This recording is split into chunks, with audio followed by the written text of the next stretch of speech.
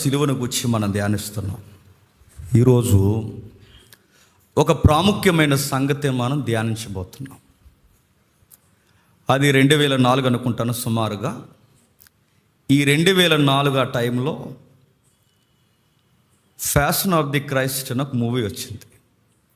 మరి ఎంతమంది చూశారు?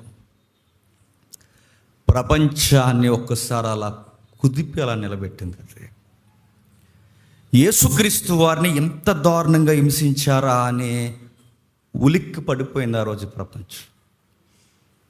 యుఎస్ఏలో ఆ మూవీని గురించి చాలా డిస్కషన్ జరిగింది. వాదోపవాదాలు జరిగాయి, ప్రశ్నల పరంపర కొనసాగింది. 2004 యుఎస్ఏలో జరిగిన అతిపెద్ద చర్చా వేదికలో డైరెక్టర్ మెల్ గిబ్సన్ గారిని కూర్చోబెట్టారు. సార్, మీకు ఇది ఎలా తీయాలనిపించిందంటే, నాకు బైబిల్ డాక్యుమెంట్స్ని బట్టి, రోమన్ డాక్యుమెంట్స్ని బట్టి, హిస్టరీలో దొరికిన కొన్ని ప్రతులను బట్టి నేను ఈ మూవీని చిత్రీకరించాను. ఇందులో నేను పెద్దగా ఏది కల్పించింది ఏమీ లేదు, ఎగ్జాక్ట్ ఎలా ఉందో అలా చూపించడం చూసాను. యాజ్ మెజారిటీ నేను తీసుకున్న సువార్త యోహాను సువార్తనే బేస్ చేసుకున్నాను అన్నాడు ఆయన. అయితే ఎలా తీశాడన్నది ప్రశ్న కాదు, కానీ ఆ మూవీ చూసిన ఎవరైనా నేను చెప్పిన ఎంత కఠినాత్ముడైనా కళ్ళు ఒక్కసారే చమాయిస్తాయండి, బాధపడతాం.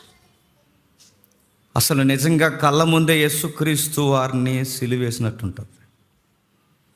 యేసుక్రీస్తు వారిని నమ్మనవాడు కూడా ఆ సినిమా చూస్తే, నేను చెప్తున్నానండి, ఇలా చంపేశారు ఆ జీజస్ని అని ఒకసారి ఆగిపోతారు. ఆ చర్చ వేదిక అంతా జరిగిన తర్వాత మెల్ గిబ్సన్ అన్నాడు, నేను చూపించింది ఆయన గూర్చి రవ్వంత మాత్రమే, చూడాల్సింది ఇంకా చాలా ఉంది, నేను మూవీలో అంత చూపించలేను. నేను చూపించినది రవ్వంతే, ఇంకా 100 రెట్లైన బాధను అనుభవించాడు అన్నాడు. రవ్వంతే మనం చూడలేకపోతే మొత్తం ఆయనకి ఎలా వధ జరిగిందో మనం చూడగలిగితే గుండెలు తట్టుకోలేవట, అంత వధకు గురయ్యాడు. అయితే ఆ మూవీని గురించి డిస్కషన్ జరిగిన తర్వాత కొన్ని ప్రశ్నలు లేవనెత్తబడ్డాయి. అతిపెద్ద ప్రశ్న ఏంటంటే, ఎవరు ఇంత దారుణంగా యేసుక్రీస్తు వారిని సిలివేసింది అన్నారు. అందరూ అన్నారు జూయిస్, యూదులే అన్నారు. యూదుల్లో నుంచి కూడా అమెరికాలో సెటిల్ అయిన యూదులు ఉంటారుగా, ద్వంద్వ పౌరసత్వం ఉన్న వాళ్ళు ఉంటారుగా, యాంగ్లో జూయిస్. వీళ్ళందరూ ఆ సభలో పాల్గొని అన్నారు, నో, మమ్మల్ని అంత క్రియేట్ చేయకండి, ఇప్పటికే మేము ప్రపంచంలో యూదులు అనగానే ద్వేషానికి గురవుతున్నాం. హిట్లర్ దగ్గర నుంచి లక్షల మంది మేము చచ్చిపోయాం. ఇప్పుడు జీజస్ని అధిక మొత్తంలో వెంబడిస్తున్న ప్రజానికం ప్రపంచ పటం మీద ఎక్కువ ఉన్నారు. మేమే చంపామని మళ్ళీ మమ్మల్ని ఇంత భూతంలో మమ్మల్ని చూపిస్తే మా మూలాల దెబ్బతినిపోతాయి, మేము చచ్చిపోతాం, మమ్మల్ని బతకనివ్వరు అన్నారు. యూదులు ఆ మూవీ కోసం డిఫెండ్ చేస్తూ, దయచేసి మమ్మల్ని అలా చూపించకండి, మా పితరులు పాల్గొన్నారన్నది వాస్తవమే, కానీ మా చేతులతో మేము సిలువేయలేదన్నారు. నిజమే, వాళ్ళ డిఫెన్స్ కొంతవరకు కరెక్టే. వాళ్ళు అప్పగించారు కానీ ఆయనను సిలువేయలేదు. మరి ఎవరు సిలువేశారు? రోమిలా, ఇటలీలో ఉన్న వాళ్ళు కూడా ఎద్దేవి చేశారు. రోమ్లో ఇప్పటికే ఆ మూలాల చేత బతుకుతున్న వారు ఏమన్నారంటే, మా ధర్మాన్ని, మా ఉద్యోగాన్ని ఆ రోజు ప్రజలు ఖైదీలుగా మమ్మల్ని అప్పగించినప్పుడు మా ఉద్యోగం ఏం చేసాం, ఆయన దేవుడు కుమారుడని అప్పటికి మాకు తెలియదు అన్నారు. ఆ డిఫెన్స్ కూడా రైట్. 2, యూదులు చంపుతున్నప్పుడు పిలాతు ఒక మాట అంటాడు, ఈయన యందు ఏ దోషము నాకు లేదు, ఇలాంటి ఆయన్ని సిలువేయడానికి అప్పగిస్తున్నప్పుడు నా గిల్ట్ ఒప్పుకోవట్లేదు, అందుకే నేను చేతులకు అడిగేసుకుంటున్నానంటే, అప్పుడు వీళ్ళు ఎంత మూర్ఖంగా అన్నారంటే యూదులు, ఈ నేరము, ఈ దోషము మా మీదకి, మా పిల్లల మీదకి వచ్చుగాక అన్నారు. వాళ్ళు తెలిసన్నారో తెలియకన్నారో నాకు తెలియదు, కానీ వాళ్ళన్నది ఆ దోషము ఈ రోజుకి యూదుల్ని వెంటాడుతుంది. ఈ రోజుకి యూదులు చచ్చిపోతున్నారు. క్రీస్తు శకం 70లో చచ్చిపోయారు, హిట్లర్ చేతుల్లో ఘోరంగా చనిపోయారు. ఈ రోజుకి తరం పడతారు, ఎందుకంటే వాళ్ళు ఒప్పుకున్నారు ఈ దోషం మా మీదకి మా పిల్లల మీదకి వచ్చు కాక. బైబిల్ ఇలా రికార్డ్ చేసింది. ఇదిగో ఆయన వాళ్ళ స్వజనుల యొద్దకు వెళితే ఆ స్వజనులు ఆయన్ని తృణీకరించారు. సరే, డిఫెన్స్ ఏదైనా యూదులు పాత్ర పోషించారు కానీ ఆయనను చేతులతో మాత్రం సిలువేయలేదు. రోమీలు ఆయనను సిలువ వేసింది ఉద్యోగంలో చేశారు కానీ ఇంటెన్షనల్గా ఈయన వల్ల మన మతానికి ఏదో ఇబ్బంది ఉందని రోమీలు చంపలేదు. ప్రశ్న అలాగే మిగిలింది, మరి ఎవరు యేసుక్రీస్తు వారిని చంపింది? ఆ మూవీ డిస్కషన్ ఆ రోజు ప్రపంచాన్ని షేక్ చేసింది. గల్ఫ్ దేశాల్లో కేవలం మూవీ వేస్తే నేను మళ్ళీ చెప్తాను, మూవీని పొగుడుతున్నాను కాదు కానీ గల్ఫ్ దేశాల్లో కేవలం fashion of the Christ movie వేస్తే మారిపోయిన ముస్లిమ్స్ ఉన్నారని మీరు నమ్మగలరా? అంత ప్రభావం చూపించింది ఆ మూవీ. వీలైతే ఇంటికి వెళ్ళిన తర్వాత ఒకసారి చూడండి. మొబైల్లో చూస్తే ఇయర్ ఫోన్స్ పెట్టుకుని చూడండి. ఒకవేళ బిగ్ స్క్రీన్ మీద చూస్తే ఒక మంచి సౌండ్లో చూడండి. తెలియాలి, ఎందుకంటే ఆ సౌండ్స్ కూడా వాళ్ళు ప్రాక్టికల్గా సీన్లోకి దిగిపోయి రికార్డ్ చేస్తారు. ఆ మూవీలో మళ్ళీ ప్రశ్న మిగిలిపోయింది, ఎవరు చెప్పారు? Who killed Jesus? ఎవరు ఆయన చంపారు? ఎవరు చంపారంటే మీకు ఆలోచించిన వర్తమానం మీకు గుర్తుందో లేదో, ఆయనను ఎవరు చంపలేదు, ఆయనను ఆయనే అప్పగించుకున్నాడు. యూదులు ఆయన చంపలేదు, రోమీలు ఆయన చంపలేదు, ఎవరు ఆయన చంపలేదు, ఆయనను ఆయనే అప్పగించుకున్నారు. మరణము కూడా ఆయనను జయించలేదు, మరణాన్ని ఆయనే జయించాడు. ఎవ్వరూ ఆయన చంపలేరు.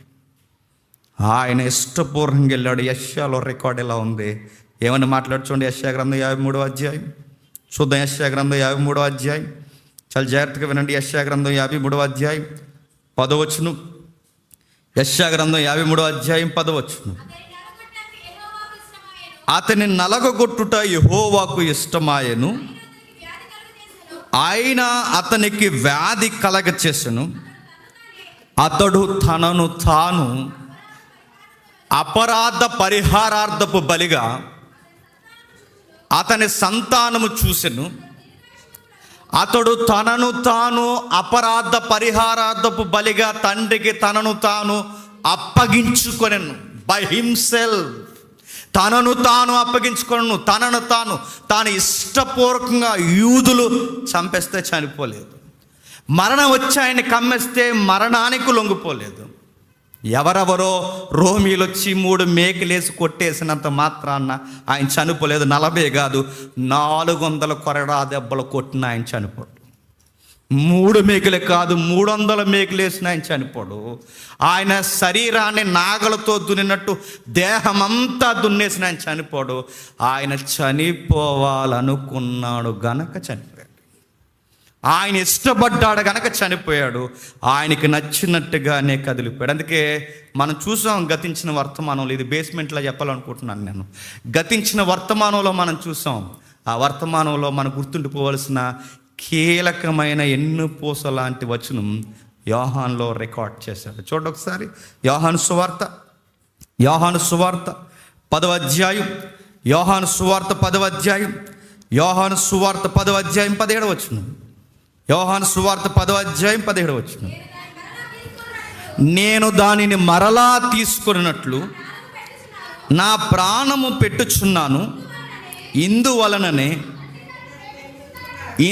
నా తండ్రి ప్రేమించుచున్నాడు. దాన్ని ప్రాణాన్ని నేను ఎందుకు పెడుతున్నానంటే పెట్టడానికి అధికారం కలదు, మరలా తీసుకోవడానికి అధికారం కలదు. ఇప్పుడు ప్రశ్న, యుఎస్ఏలో జరిగిన డిస్కషన్కి మీరు ఆన్సర్ ఏం చెప్తారు? డిజైర్ ఆఫ్ క్రైస్ట్ తరపున అంటే ఈ రెఫరెన్స్ బేస్ చేసి నేను చెప్తాను. ఆన్సర్ ఏంటి చెప్తున్నా?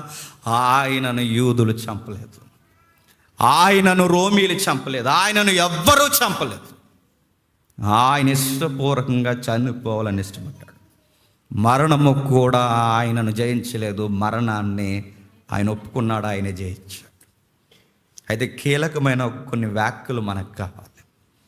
మరి ఎవ్వరూ చంపకపోతే మరి సిలువ ఎలా ఎక్కాడంటే, ఆయన చనిపోవాలనుకున్న చిత్తానికి వ్యతిరేకంగా కొందరు వ్యక్తులు స్వచ్ఛందంగా ఆ క్రైమ్ స్టోరీలో ఇన్వాల్వ్ అయ్యారు. నేను ప్రిపేర్ అవ్వలేనేమో అనుకున్నాను కానీ లెసన్ ప్రిపేర్ అయినప్పుడు నాకు తెల్లవారిపోయింది. లెసన్ అయ్యేసరికి భయం వేసింది.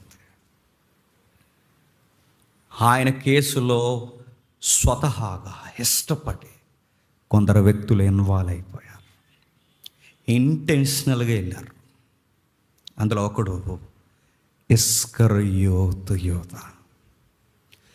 ఎన్నిసార్లు ఈయన గూర్చి విన్నారో నాకు తెలియదు, కానీ ఈయన గూర్చి చదువుతుంటే నాకు రాత్రి ఎందుకు నాకు చాలా కొత్తగా, భయంగా, భేకరంగా, బహుశా మనల్ని అద్దం పెట్టేలా, మనల్ని చూపిస్తున్నట్టు, బహుశా మీరు కూడా ఇలా ఉన్నారేమో జాగ్రత్త అని మనతో మాట్లాడినట్టు అనిపించింది నాకు. ఇస్కరియోతు యోధ లైఫ్ స్టడీ చూస్తుంటే చాలా భయం వేసింది. ఆయన ఎవరో బయటోడు కాదండి, 12 మంది శిష్యుల్లో వన్ ఆఫ్ ది యాక్టివ్గా ఉన్న మెంబర్ ఆయన. నాకు ఆయన గురించి చదువుతుంటే సంఘంలో వేగముగా ఉన్నవారు కూడా ఇలాంటి క్రైమ్ స్టోరీస్లో ఇన్వాల్వ్ అవుతారంటే బైబిల్ స్టోరీ చెప్తుంది, ఎస్, ఇన్వాల్వ్ అవుతారు. అంటే చూస్తున్నంత మంచిగా బయటికి కనబడరంటే బైబిల్ చెప్తుంది, ఎస్, హిపోక్రసీ, వేషధారణం దాటున్నారు. యోధ ఏంటి, ఈయన గూర్చి ఏంటి, అసలు ఈయన స్టోరీ ఏంటి చూద్దాం ఒకసారి. అడ్రస్ దగ్గర నుంచి చూద్దాం. మార్కు సువార్త 3వ అధ్యాయం. చాలా జాగ్రత్తగా వినండి, మీ మనసును దగ్గర పెట్టుకుని వినండి. ఎందుకంటే ఇస్కరియోతు యోధాను మింగేసినోడు ఈరోజు మనల్ని వినకుండా మనల్ని మింగేయడానికి చూస్తాం. జాగ్రత్తగా వినండి. మార్కు సువార్త 3వ అధ్యాయం 13వ వచనం చూడండి. ఆయన కొండ ఎక్కి తనకిష్టమైన వారిని పిలవగా వారు ఆయన యొద్దకు వచ్చిరి. వారు తనతో కూడా ఉండినట్లు దయ్యములు వెళ్ళగొట్టు అధికారము గలవారై సువార్త ప్రకటించుటకును వారిని పంపవాలని. అక్కడ వర్డ్స్ ఎంత బాగున్నాయి చూడండి. వాళ్ళంటే ఆయనకి ఏంటట, ఇష్టమంట. ఆయన ఇష్టపడి పిలుచుకున్నాడు. ఆ మౌంటైన్ మీద నిలబడి, ఇదిగో నాకు ఇష్టమైన శిష్యులారా, నన్ను వెంబడిస్తున్న వారులారా, రండి. నేను ఎందుకు ఇష్టపడుతున్నానంటే మీరు నాతో ఉండాలని ఇష్టపడుతున్నాను. దేవుడు కాలింగ్ మనకి ఇచ్చినప్పుడు, పిలుపు మనకి ఇచ్చినప్పుడు, ఆ పిలుపు వెనకాల ఆయన ఉద్దేశం ఏంటి చెప్పనా, ఆయనతో ఉండాలని ఇష్టపడతాడట. ఆ లిస్ట్ ఇస్తున్నాడు చూడండి. 12 మంది జాబితా ఇచ్చాడు. ఆ జాబితా ఒక్కొక్కటే చదువుతూ చివరిలో యోధాను గురించి ఏమైనా ప్రస్తావన చేశాడు చూడండి ఒకసారి. ఆయనను అప్పగించిన ఇస్కరియోతు యోధ. మీరు బైబిల్లో యోధా గురించి ఎక్కడైనా మీరు చదవండి, ఆయనకున్న ట్యాగ్ ఏంటో తెలుసా, ఆయనను అప్పగించాడు. మీరు బైబిల్లో మీరు ఎక్కడైనా చదవండి, ద్రోహి అని ఉంటుంది. మీరు బైబిల్లో ఎక్కడైనా చదవండి, నమ్మక ద్రోహి అని ఉంటుంది. మీరు బైబిల్లో ఎక్కడైనా మీరు చదవండి, ఆయన అడ్రస్ ఊరికన్నా ఆయన అడ్రస్ నమ్మక ద్రోహం, ఎన్నుపోటు అనే అడ్రస్ ఎక్కువ. కొంచెం హిస్టరీ చూద్దాం. ఇస్కరియోతు యోధ ఎవరంటే ఆయన ఊరట కెరోతు. ఇస్కరియోతు అని ఉంది కదా, కెరోతు అనే ఊరు, అది బాగా దొంగల ముఠాకి నిలయం అంటండి. అది దొంగలు ఉంటారుగా, ఈ దొంగతనాలకి, అబద్ధాలకి అసలు ఇస్కరియోతు యోధ అంటే ఆ ప్రాంతం పేరే అర్థం ఏంటని హెబ్రూ శబ్దాన్ని ఎదిగితే అబద్ధాలు అలా నాలుక మీద ఆడుకుంటూ తిరిగేస్తారంట. అంతే, ప్రజలు అలా ఉంటారట ఆ టౌన్లో. అసలు ఈ పట్టణం ఎవరిది, ఈ టౌన్ ఎవరిది, దేవుని సిరియాలో ఉందా? కాదు. 12 మంది శిష్యుల్లో మెజారిటీ శిష్యులు దగ్గర ప్రాంతాలకు చెందినవారైనా యోధా మాత్రం సెపరేట్ అడ్రస్కి చెందినోడంటే.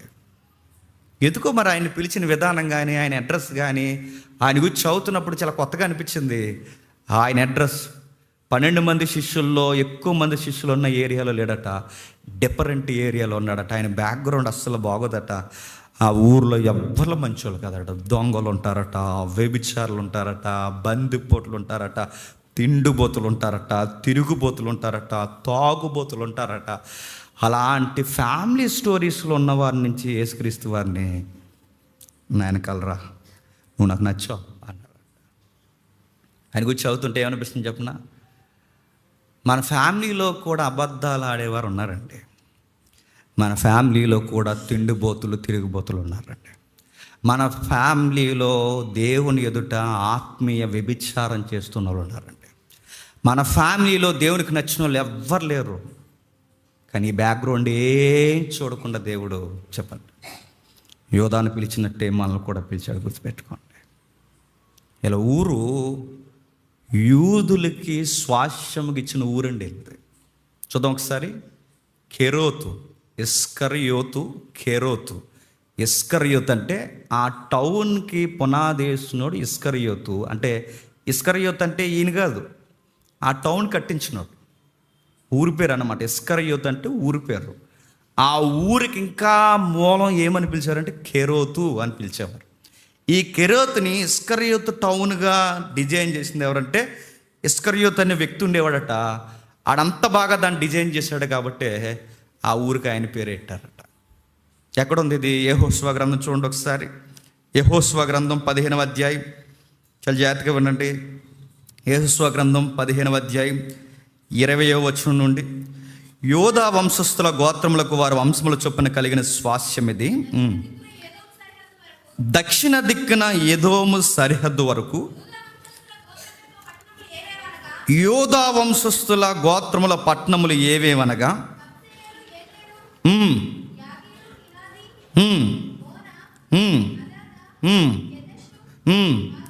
అని చెబుతూ చెబుతూ చెబుతూ బెయాలోతు, కొత్త హాసోరు, నెక్స్ట్ కెరియోతు, కెరోతు అంటారు దాన్నే. ఇస్కరియోతు యోధా గారు ఒరిజినల్ ఊరు కెరియోతు. అంటే ఈయన ఏ గోత్రానికి చెందినడు అన్నమాట? యూదుడండి. యేసుక్రీస్తు వారు ఏ గోత్రములో అయితే పుట్టాడో అదే గోత్రములో దేవుణ్ణి బట్టి పుట్టినోడు ఎవరు చెప్పండి? యోధా. అందుకే ఆయన పేరే ఏంటి? యోధా. ఆయన పుట్టిన గోత్రం ఏంటి? యోధా. ఆయన పుట్టిన ల్యాండ్ అడ్రస్ యూదుల స్వాస్యంలోనే పుట్టాడు. ఇస్కరియోతు యోధాకి చాలా క్వాలిఫికేషన్ ఇచ్చాడు దేవుడు.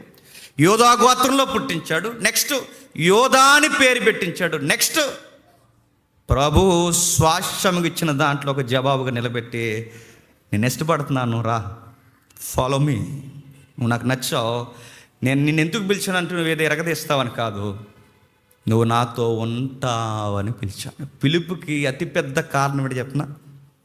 మనం ఏదో పెద్ద రాజరిక కార్యాలు చేస్తామని కదండి.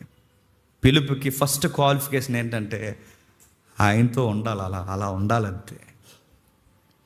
చిన్నపానంద ప్రభు అంటే ఓ లుక్ ఇస్తాడు ఆయన నీకు.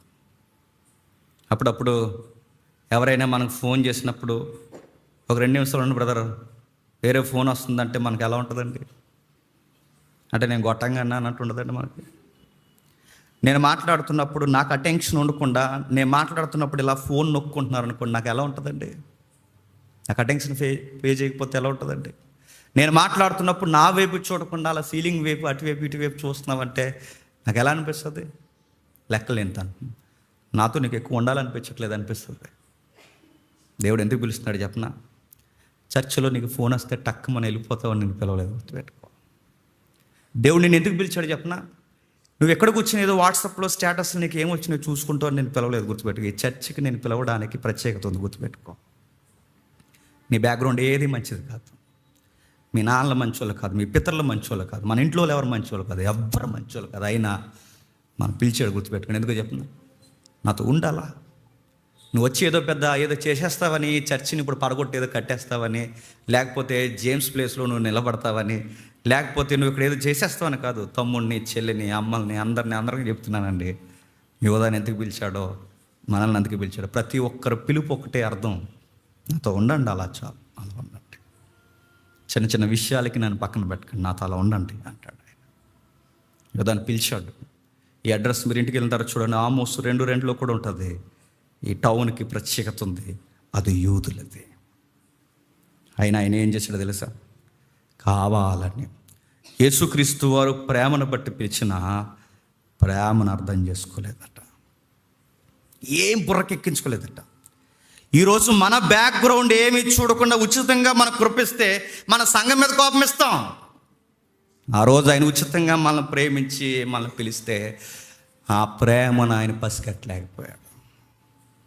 యోధాను పిలిచినప్పుడు ఆయన బ్యాక్గ్రౌండ్ చూడకుండా పిలిచడం ఎంత వాస్తవమో, మనల్ని పిలిచినప్పుడు కూడా మన బ్యాక్గ్రౌండ్ కూడా చూడలేదన్నది అంతే వాస్తవం. భయం వేసే మాట చెప్పిన, సంఘంలో యాక్టివ్గా ఉన్నవారు కొంచెం జాగ్రత్తగా వినండి. ఇస్కరియోతు యోధాకి అపోస్తుడు అనే ట్యాగ్ ఉందండి, గుర్తుపెట్టుకోండి. అపోస్తుడు అంటే మాట్లాడండి, 4 మీటింగులు లింగ్ అని తిరిగితేనే ఖాళీ లేని ప్రసంగికుడని చెప్పుకుంటున్నాం మనం. 4 మీటింగ్లకు ఆ రాష్ట్రం ఈ రాష్ట్రం తిరిగితేనే ఇంకా అంతలేదు ఇంతలేదు ఇంటర్నేషనల్ అని చెప్తున్నాం, నేషనల్ అని చెప్పుకుంటున్నాం మనం. అన్ని బిరుదుల కన్నా, రెవరెంట్ కన్నా, అన్ని బిరుదుల కన్నా గొప్ప బిరుదులు మీరు ఎన్ని తగిలించుకున్నా, బిషప్స్, ఆర్ట్ బిషప్స్ మీరు ఎన్ని తగిలించుకున్నా, ఇదిగో సీనియర్ పాస్టర్ మీరు ఎన్ని తగిలించుకున్నా, అన్ని బిరుదుల కన్నా ఎప్పటికీ ఎవ్వరికీ దక్కన ఒకే ఒక్క బిరుదు అపోస్తులుడు, గుర్తుపెట్టుకోండి. అలాంటి బిరుదు ఎవరికి ఇచ్చారట దేవుడు? ఇస్కరియోతు యోధాకి. నెక్స్ట్ క్వాలిఫికేషన్ ఏంటో తెలుసా? ఆయన మాట్లాడితే, యోధా మాట్లాడితే దయ్యాలు వెళ్ళిపోయాయట. నేను అడుగుతున్నా, మనం మాట్లాడితే దయ్యాలు వెళ్ళిపోతాయా? మన ప్రసంగం అర్థంలోకి వెళ్ళిపోతారు. కానీ యోధా మాట్లాడితే దయ్యాలు వెళ్ళిపోతాయట. అంటే ఆయనకున్న క్వాలిఫికేషన్స్ మనకి ఊహలకు అందనవి. స్వస్థతలు చేసేవాడట, అపోస్తుడట, దయ్యాలు ఎలగొట్టేవాడట, స్వస్థతలు చేసేవాడట. నెక్స్ట్ ఆ 12 మంది శిష్యుల్లో ట్రెజరీ మెంబర్ అట, లెక్కల చిట్ట ఆయన దగ్గరే ఉంటుందంట. మామూలు స్టాండింగ్ ఇవ్వలేదండి ఆయనకి. యోధా పిలుపుని అందుకున్నప్పుడు, దేవుని పిలుపుని అందుకున్నప్పుడు స్పందించాడు. కానీ అది యథార్థంగా స్పందించలేదు. మనము స్పందించాం, జెన్యూన్గా ఉండం, గుర్తుపెట్టుకోండి. చర్చికి వస్తాం, ఏదో అలవాటుగా వస్తాం, క్రైస్తవులు కనుక వస్తాం, తప్పదు కనుక వస్తాం, అలవాటైంది కనుక వస్తాం. ఆ స్పందనలో మనకు అంత యథార్థత ఉండదండి. యథార్థత ఎప్పుడు లేదో నేను మళ్ళీ చెప్తున్నానండి. ఆడు నీడలా తిరుగుతుంటాడు మన వెనకాల, ఆడి పేరు సాతాను. నెగ్లెక్ట్గా ఉన్న వారిని, జెన్యూన్ రెస్పాన్సిబిలిటీ లేని వారిని, ఎవరైతే ఇలాంటి మెంబర్స్ ఉంటారో వాడు వెనకాలాడు అలా నీళ్ళ తిరుగుతాడు. యోధా పిలుపు అందుకున్నాడంటే అందుకున్నాడు, స్పందించాడంటే స్పందించాడు. కానీ ఎలా స్పందించాడు? యథార్థముగా స్పందించలేదు. మరి ఎందుకు స్పందించి ఎందుకు వచ్చినట్టు? మరి ఆయన పిలుపు అందుకుని ఎందుకు వచ్చినట్టు అంటే ఆ మార్కు సువార్త 3:14లో ఆయన స్పందన బాలేదట. మరి ఎందుకు వచ్చాడంటే ఆయనతో ఉండడానికి రాలేదు. నెక్స్ట్ పేరు కొరకు వచ్చాడు. పేరు కొరకు. దేని కొరకు? పేరు కొరకే. ఆ 3వ అధ్యాయం మరలా ఒకసారి చదవండి, ఎంత ఎంత బాధగా ఉంటుందో ఒకసారి మీరు చదవండి. 3వ అధ్యాయం 13వ వచనమా? ఆయన కొండ ఎక్కి ఆయనకిష్టమైన వారిని పిలవగా వారు ఆయన యొద్దకు వెళ్ళిరి. వారు తనతో కూడా ఉండుటకు అంటే తనతో ఉండాలని ఆయన పిలుచుకుంటే ఆ స్పందించాడట, వచ్చాడట. మరి ఉండడానికి పిలవబడలేదంటే ఉండడానికి పిలవబడలేదు. మరి ఎందుకు పిలువబడ్డాడంటే ఆ పిలుపుని ఎలా అందుకున్నాడు చూడండి. ధనం కొరకు, పేరు కొరకు, నెక్స్ట్ ఘనత కొరకు, నెక్స్ట్ ఈయనతో ఉంటే ఫుడ్ ప్రాబ్లం ఉండదు, నెక్స్ట్ ఈయనతో ఉంటే ఈయనకి మంచి ఫాలోయింగ్ ఉంది. ఈయనకి ఎవరికి? యేసుక్రీస్తు వారికి. ఈయన అడవిలోకి వెళ్ళినా జనాలు వచ్చేస్తారు, ఎక్కడికి వెళ్ళినా జనాలు వచ్చేస్తారు. ఈయన ఎక్కడుంటే అక్కడ జనాలు వెంబడిస్తున్నారు. అసలు ఆ రోమ రాజుకు లేనంత ఫాలోయింగ్ ఎవరికి ఉంది? యేసుక్రీస్తు వారికి ఉంది. మంచి ఫాలోయింగ్ ఉంది, ఫేమ్ ఉంది, ఫుడ్ ఉంది, లగ్జరీ లైఫ్ ఉంది, నడిచిపోద్ది జీవితం అనుకుని స్పందించాడట. నేను అడుగుతున్నాను, యేసుక్రీస్తు వారి పిలుపుకి నువ్వు ఏ లెక్కలు వేసుకుని స్పందిస్తున్నావు ఒకసారి చెక్ చేసుకో. ఈ దేవుడు నమ్ముకుంటే ఇల్లు లేని వారికి ఇల్లు ఇస్తాడంటండి, అందుకే నమ్ముకున్నానంటే నీకు యోధాకి పెద్ద తేడా ఏముందని అడుగుతున్నాను నేను. ఈ దేవుడు నమ్ముకుంటే ఉద్యోగాలు లేని వారికి ఉద్యోగాలు ఇస్తాడంటే ఆడి వ్యాపార బుద్ధులకి నీ బుద్ధులకి పెద్ద తేడా ఏమన్నాయని నేను అడుగుతున్నాను. ఈ దేవుణ్ణి నమ్ముకుంటే ఇదిగో స్థితిగతులు మార్చేస్తాడట. ఒక్కసారి అడ్వర్టైజ్మెంట్లో చూపించినట్లు లైఫ్ అయిపోద్దట. చర్చిలో మన మన మన మన యొక్క డాక్యుమెంట్ వేసినట్టు చెప్తారంటే నువ్వు పేరు కోసం వెంబడిస్తున్నావు ఆయన్ని. ఇల్లు కోసం, కారు కోసం, బైక్ కోసం, ఉద్యోగం కొరకు, పెళ్ళిళ్ళ కోసం, ఆస్తుల కొరకు ఆయన వెంబడిస్తే యోధా కూడా వెంబడించాడు. ఎందుకు వెంబడించావంటే food, next fame, next account. ఫైనాన్షియల్గా బాగుంటాం ఈయన వెంబడిస్తే. ఈరోజు మెజారిటీ ఇండియాలో ఉన్న క్రిస్టియానిటీ ఏంటో తెలుసా? యేసు ప్రభువుని నమ్ముకుంటే ఫైనాన్షియల్గా చెప్పండి బాగుంటామని నమ్ముతున్నారు. నేను అడుగుతున్నాను, ఈ నమ్ముకుంటే జీరో అయిపోతారంటే ఎంతమంది వస్తారు చెప్పండి?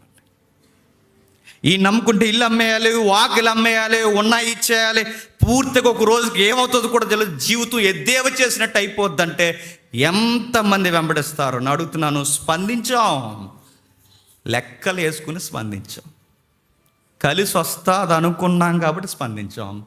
ఈ నమ్ముకుంటే కొన్ని పనులు అవుతాయి అనుకున్నాం కాబట్టి స్పందించాం. ఆ పదమొక్కులు దేవుడిని చూసినట్టే చూసాం.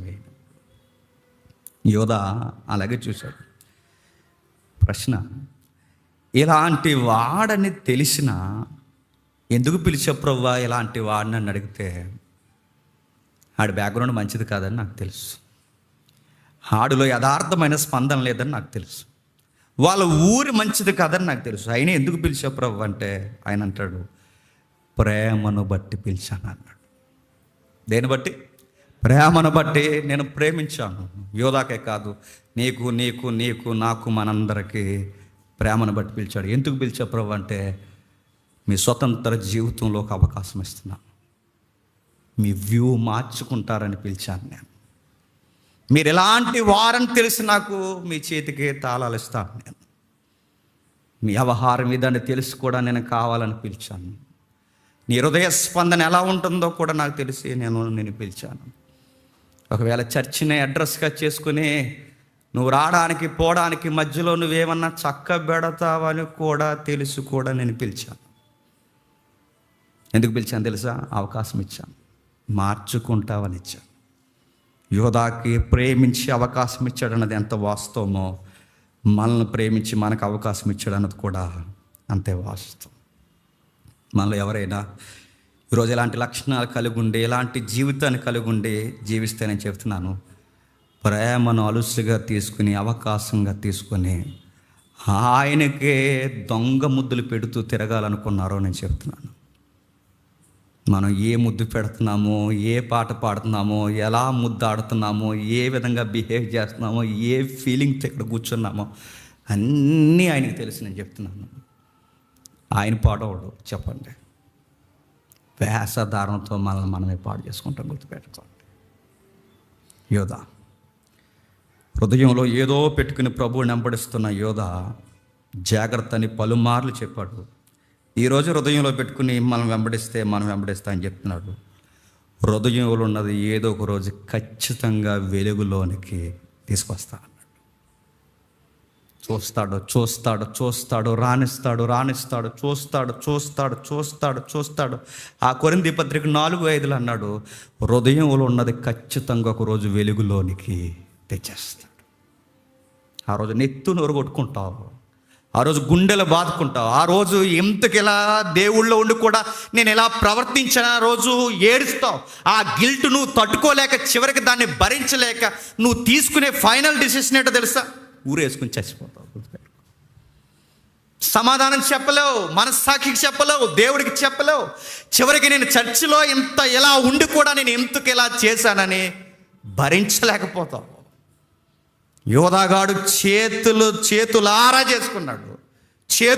చేసుకున్నాడు, కావాలని చేసుకున్నాడు, స్పందించాడు, యథార్థత లేకుండా స్పందించాడు, లెక్కలేసుకుని స్పందించాడు. నేను మళ్ళీ చెప్తున్నాను, మన హృదయాల్లో ఏముందో ఖచ్చితంగా చూస్తాడు. నెక్స్ట్ ఇంకేం జరుగుతుందో ఒకసారి చూద్దాం. మత్తయి సువార్త 26వ అధ్యాయం 21 వచనం చూడండి ఒకసారి.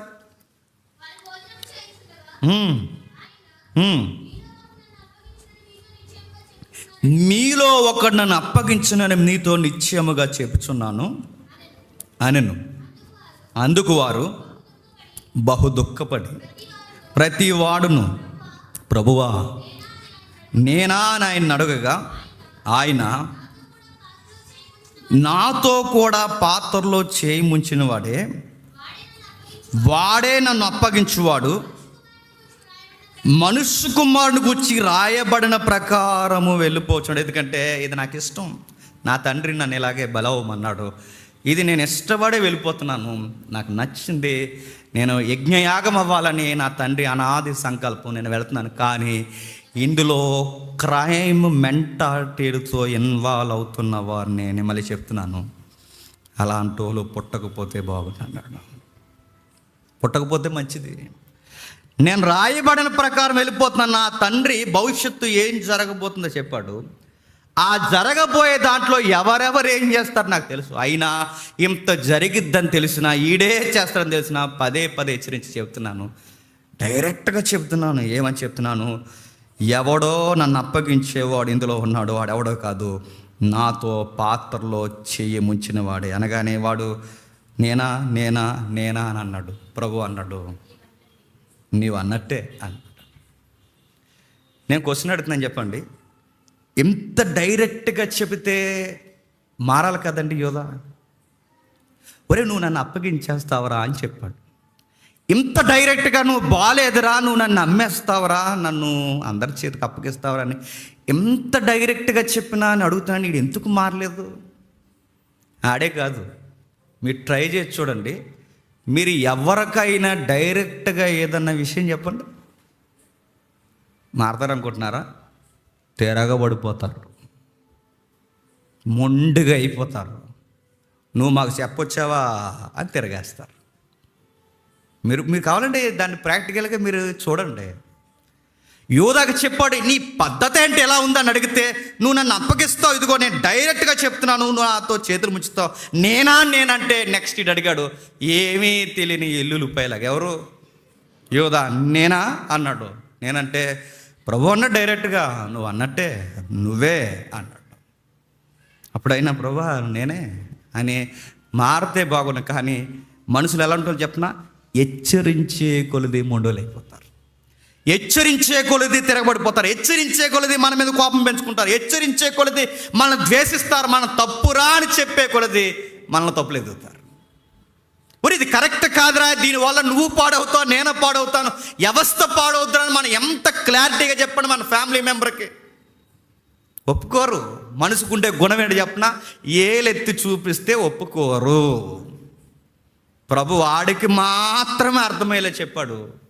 మళ్ళీ నలుగురికి తెలిస్తే ఇంకా ముఖం చిన్నపోతుందేమో. అయినా కానీ సీరియస్గా తీసుకోకుండా ఆయన అలాగంటాడులే అనుకున్నాడు. వీడు వచ్చాడండి పిలుపుని అందుకున్నవాడు. కానీ ఆ పిలుపుని మార్కెటింగ్ లెక్కలతో అందుకుని వచ్చాడు.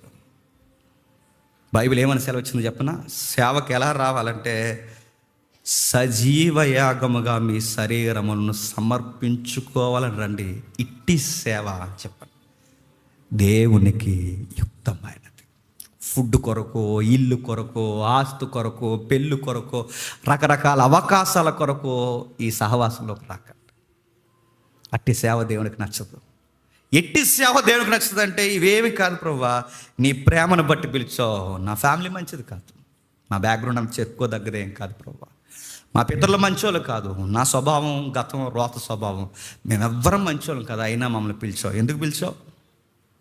అక్కడ అలా ఉంటున్నా నేను అక్కడ అలా ఉండకూడదని, ఎక్కడ నీతో యథార్థంగా ఉండాలని నన్ను పిలిచావు, ఉండాలని పిలిచావు, ఉంటాను ప్రభువా అని రావాలండి సేవలకి. వస్తున్నారా? ఎందుకు వస్తున్నారు ఈ చర్చికి అని అడిగితే, ఈ చర్చిలో పాటలు పాడిన వాళ్ళు అందరూ లైవ్లో చూపిస్తారంటే పాట పాడడానికి వస్తున్నావా? ఈ చర్చికి నువ్వు ఎందుకు వస్తున్నావు అంటే, కొన్ని రోజులకు ఫస్ట్ మెసేజ్ ఇస్తారంటే అని వస్తున్నావా? ఈ చర్చికి ఎందుకు వస్తున్నావు అనగానే నేను అడుగుతున్నాను. ఒకవేళ లేవు ఇలాంటివి ఎవరికైనా మామూలుగా చెప్తున్నాను, జనరల్గా బయట ఉన్న విషయాలు నేను చెప్తున్నాను మనకు అప్లై చేసి. కొన్ని రోజులకి ఏదో ఒకటి అలా కష్టపడుతుంటే ఏదో ఒక పాత్ర ఉండకుండా ఉంటుంది. ఏంటండి లెక్కలు ఉంటాయి తెలుసా? పార్టీలో సీనియర్లు అయ్యే కొలది పార్టీ అలా గుర్తిస్తుందో బయట పార్టీలు గుర్తిస్తాయిగా. అలాగే సంఘంలో కూడా సీనియారిటీ బిహేవ్ చేసే కొలది ఏదో ఒక రోజు ఆ మన సీనియారిటీని గుర్తించకపోరా అనుకుని వస్తున్నావా? ఎలాంటి ఫీలింగ్స్తో వస్తాయి చెప్తున్నాను. ఇది పక్కా ఇస్కరియోతు యోధాగాడి మైండ్ సెట్. గుర్తుపెట్టు. ఊరి దగ్గరలో కూడబెట్టుకుని తిరుగుతున్నాం. భయం వేసిన మాట. యోధ ఎన్ని సంవత్సరాల ప్రభుతో ఉన్నాడండి? 3.5 సంవత్సరాలు ఉన్నాడు. క్వశ్చన్, 3.5 సంవత్సరాల్లో ఎన్ని బోధలు విని ఉంటాడండి? నాలాటోడు ఎవడో గొట్టంగా ఇక్కడ నిలబడి చెబితేనే మీ హృదయాలు అంత స్పందిస్తున్నాయే. సాక్షాత్తు ప్రభువే ఇక్కడ నిలబడి మాట్లాడి 3.5 సంవత్సరాలు మీకు ప్రసంగాలు చెబితే నేను అడుగుతున్నాను, ఆ స్పందన ఎలా ఉంటుంది చెప్పండి. ప్రభు బోధ చేస్తుంటే 3 రోజులు ఎలా అయిపోయినాయి కూడా పబ్లిక్ తెలియలేదంట. అంత బాగా చెప్తాడు ఆయన. ఆయన మాట్లాడుతుంటే రాత్రి ఏంటో పగలేంటో తెలుసు కదట. టైంతో పని లేదట.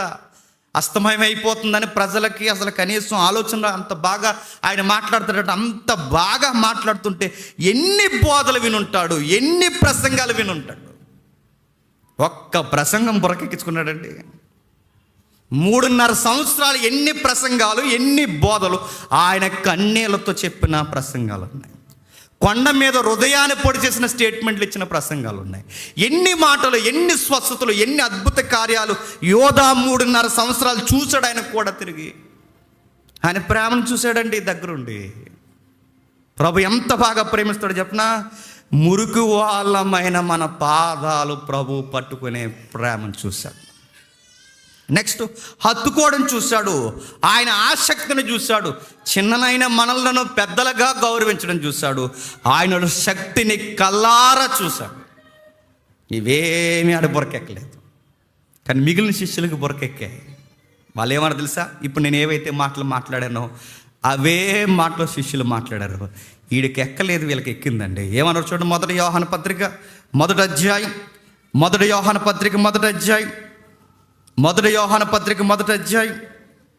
ఆ సాంగ్ రెడీ చేయి. మొదటి యోహాను పత్రిక మొదటి అధ్యాయం మొదటి వచనం.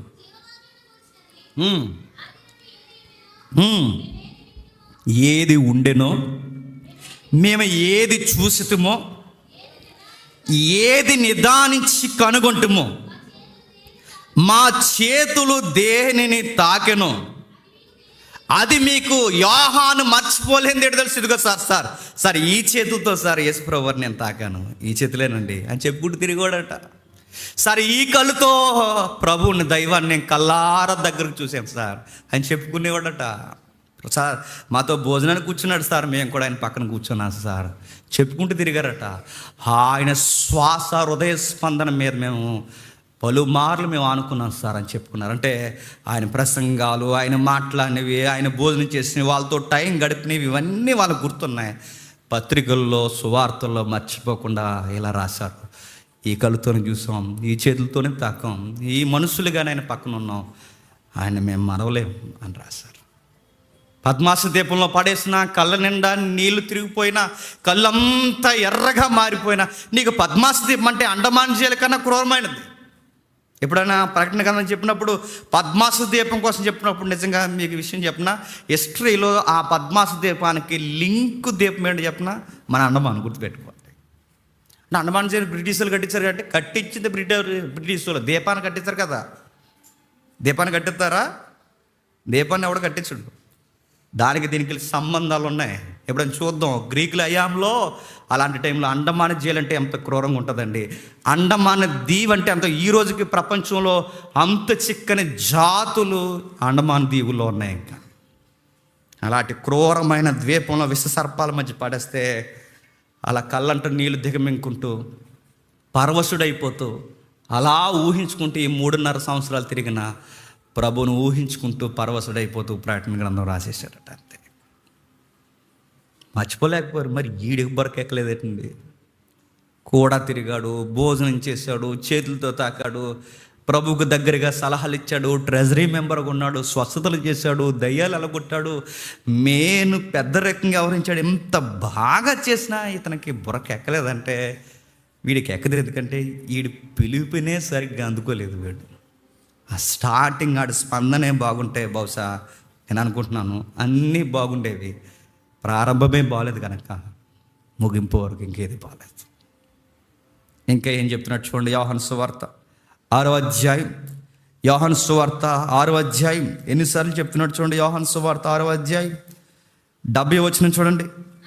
యోహాను సువార్త 6వ అధ్యాయం 70 వచనం. అందుకు యేసు, నేను మిమ్మల్ని 12 మందిని ఏర్పరచుకొనలేదా? మీలో ఒకడు సాతానని వారితో చెప్పెను. సీమోను ఇస్కరియోతు కుమారుడైన యోదా 12 మందిలో ఒకడయుండి అతన్ని అప్పగింపబోచుండెను గనక వాని గూర్చియే ఆయన ఈ మాట వారికి చెప్పాను. జాగ్రత్తగా వినండి. ఏమని రాస్తున్నాడండి? మీలో ఒకడు సాతాన్ అనగానే అందరూ కంగారు పడిపోయారు.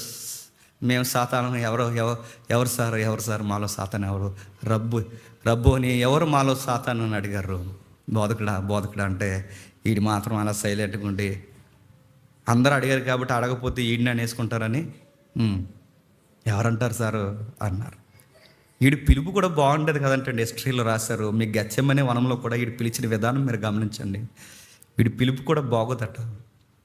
అందరూని శిష్యులందరూ రబ్బు అని అంటే బోధకుడా అని పిలిస్తే వీడట మాస్టర్ అని పిలిచాడట. మాస్టర్ అంటే బోధకుడని కాదు, మాస్టర్ అంటే పెద్ద అని పిలిచేవాడట.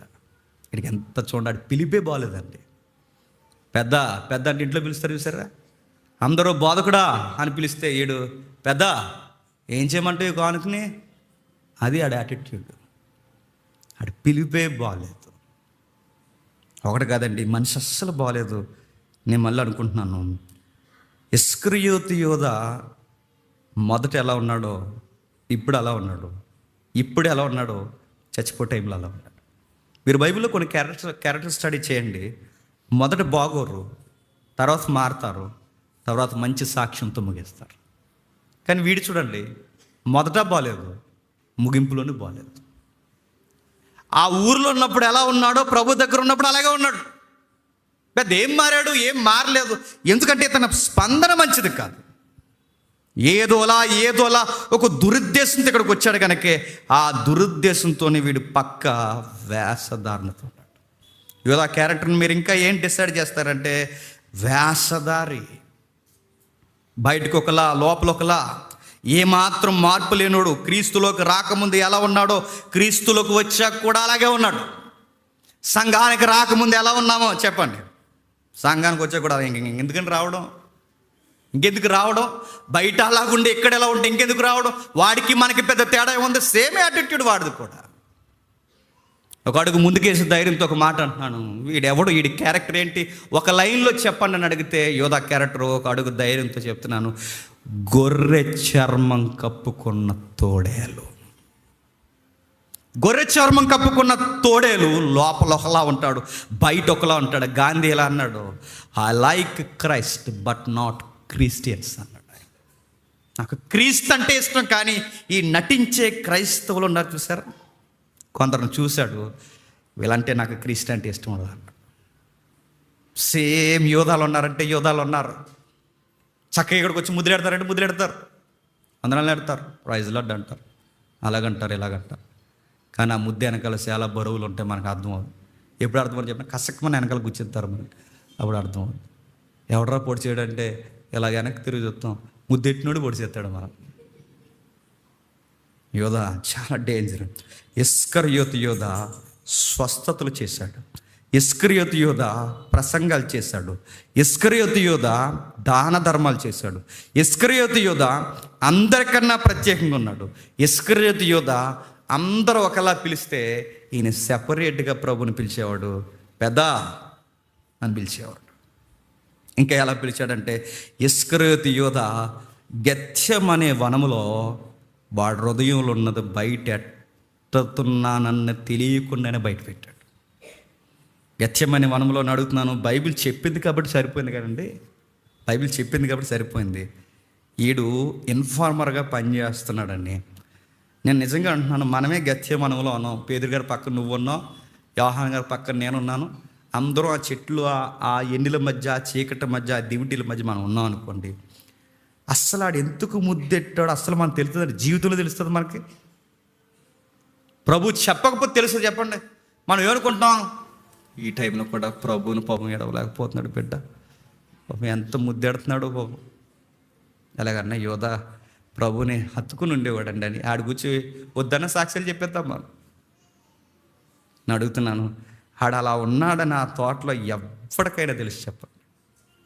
మరి చెప్తాను, ఇక్కడ ఎవరు ఎలా ఉన్నారో నాకు తెలియదు, ఇక్కడ ఎవరు ఎలా ఉన్నారో తమ్ముళ్ళకి తెలియదు, ఇక్కడ ఎవరు ఎలా ఉన్నారో నా ముందు వర్తమానం చెప్పిన అన్నలకు కానీ అధ్యక్షులు కానీ ఎవరికి తెలియదు. కానీ ఇక్కడ ఎవరు ఎలా ఉన్నారో నువ్వు వెంబడిస్తున్న ప్రభువుకి తెలుసు. ఒక మాట అంటాడు ఆయన, నువ్వు ఏం చేయాలన్నా వెనకాల తిరుగుతున్నావో నీకు నచ్చింది నువ్వు త్వరగా చేసుకుని వెళ్ళిపో అంటాడు. చేసుకో, నేనేమన్నా, ఎందుకంటే నీ ఫ్రీడమ్కి నేను అడ్డు కాదు. నేను పలుమార్లు హెచ్చరించాను, డైరెక్ట్గా చెప్పాను, ఇదిగో సింబాలిక్గా కూడా చూపించాను, రొట్టె ముక్క ముంచిచ్చాను. ఎన్నిసార్లు చెప్పాను నీకు, ఎన్నిసార్లు చెప్పాలి నీకు? నా ప్రేమలోకి గట్ట తక్కువ అంచనా వేస్తావు. నువ్వు నన్ను మోసం చేస్తున్నాను అనుకుంటున్నావు, కానీ తెలివితే ఎట్లా అనుకుంటున్నావు, కానీ నువ్వు మోసం చేసుకుంటున్నావు మర్చిపో. ఇన్ని అర్థాలు వచ్చేలా అన్నాడు. ఆ రోజు నేను అనుకుంటాను, ఆ సీన్లో మరి యోధా వైపు కళ్ళెట్టి యేసుప్రభు అలా చూస్తూ ఆడ దొంగ ముద్దు పెట్టాడని ప్రభుకు తెలిసినప్పుడు నేరుగా ముఖాన్ని చూస్తే ఇలా అని ఉంటాడు, నువ్వు చేయాలనుకున్న త్వరగా చేసి వెళ్ళిపో. అడిగి ఎక్కడ ఎమోషనల్గా ఫీలింగ్ లేదని నాకు అది బాధేస్తుంది.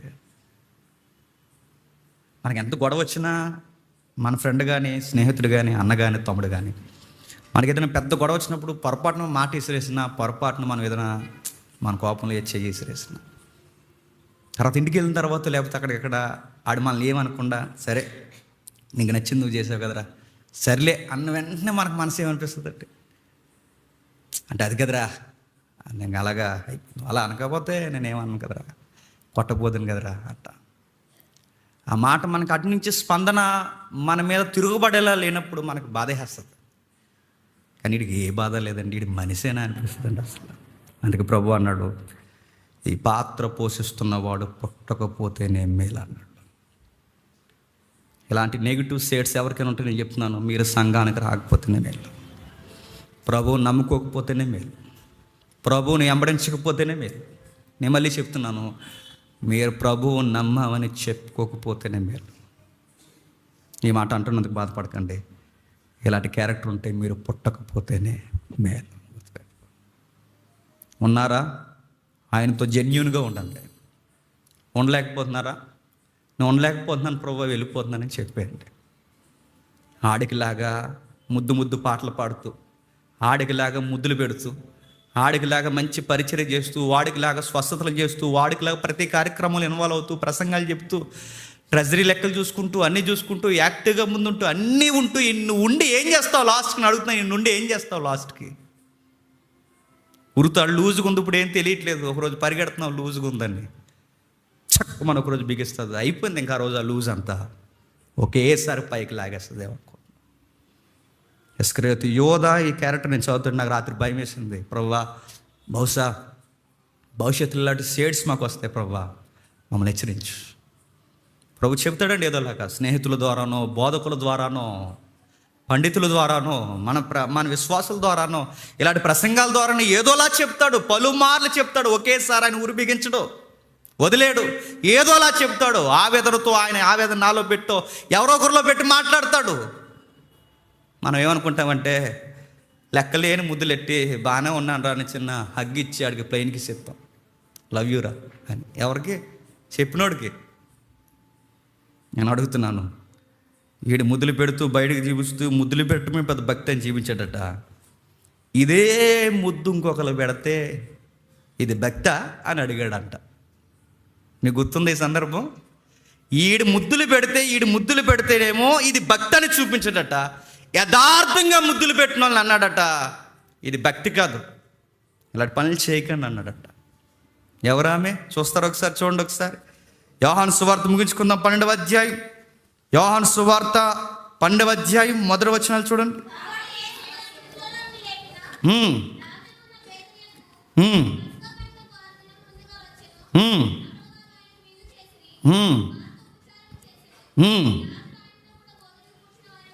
భోజనము కూర్చున్న వారిలో ఒకడు మరియ మిక్కిలి ఇలువ గల అచ్చ జటమాంసి అత్తరు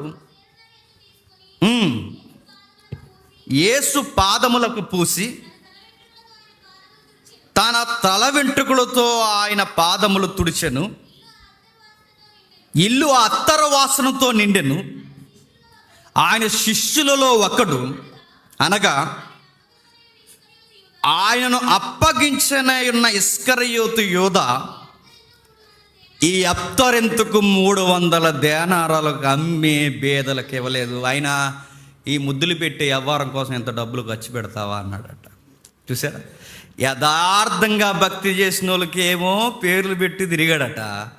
సేమ్ వాళ్ళకలాగే భక్తి చేస్తూనేమో నేను యథార్థంగానే ఉన్నానని చెప్పుకుంటూ తిరిగాడట. ఈ క్యారెక్టర్లు దొరికితే గుర్తుపెట్టుకోండి. వీడికి యోధా లక్షణాలు ఉన్నాయా అని మనకు అర్థమవుతుంది. సభ్యత్వం తొలగెత్తున్నాం, దుర్మార్గుడు అనకూడదు మనం.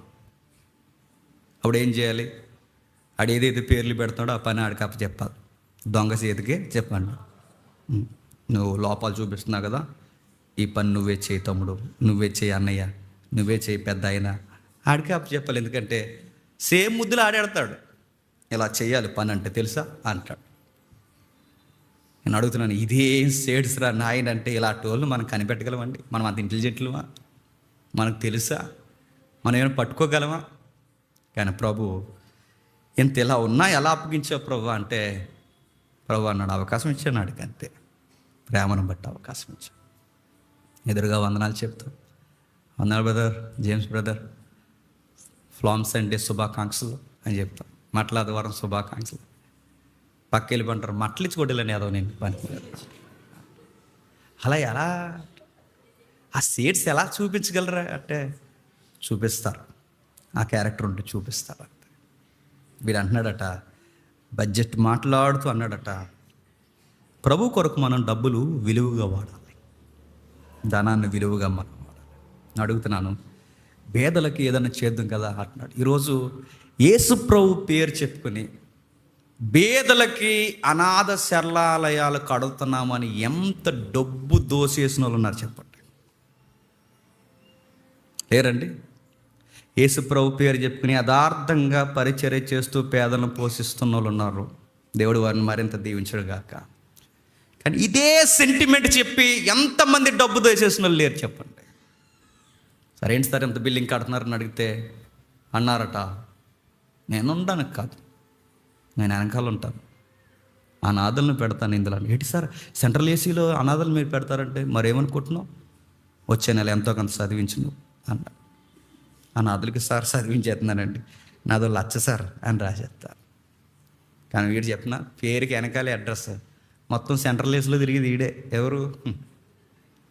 ఒక ఆయన గురించి విన్నానండి, అది నిజం కాకపోతే దేవుడు నన్ను క్షమించగాక, అది నిజమైతే దేవుడు ఆయన్ని మార్చును గాక.